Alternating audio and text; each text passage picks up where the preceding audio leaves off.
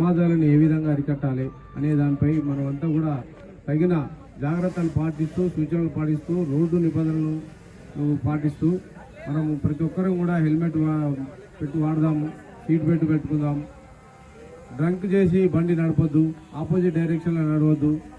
అదేవిధంగా మనము rash driving కానీ ఇవన్నీ చేయకుండా మన కోసం కుటుంబం అంతా కూడా ఎదురు చూస్తుంది. కాబట్టి మనం అందరము ఒక మంచి పౌరులుగా దేశానికి యూత్ ఎంతో అవసరం దేశానికి. వారు వెన్నెముక లాంటి వాళ్ళు, వారు కోల్పోతే దేశం ఎంతో నష్టపోతుంది. కాబట్టి ఈ సీఎం గారు మరియు డీజీ గారు ఈ కార్యక్రమాన్ని చేపట్టారు. ప్రమాద రహిత తెలంగాణని స్థాపించాలనే ఉద్దేశంతో మనం అందరం కూడా ఈ ట్రాఫిక్ నిబంధనలు ఇవన్నీ పాటిస్తే ఖచ్చితంగా ప్రమాదాలు తగ్గుతాయి.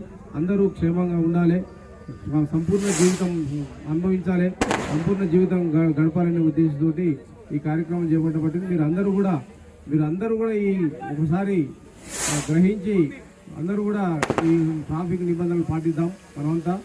అప్పుడే ప్రమాదాలు లేకుండా ఉంటుంది. ఖచ్చితంగా మనం మానవ తప్పిదాల వల్ల మన హ్యూమన్ ఎర్రర్ వల్లనే ప్రమాదాలు జరుగుతుంటాయి.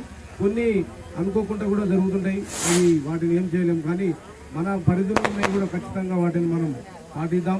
ఖచ్చితంగా ప్రమాదాల నుంచి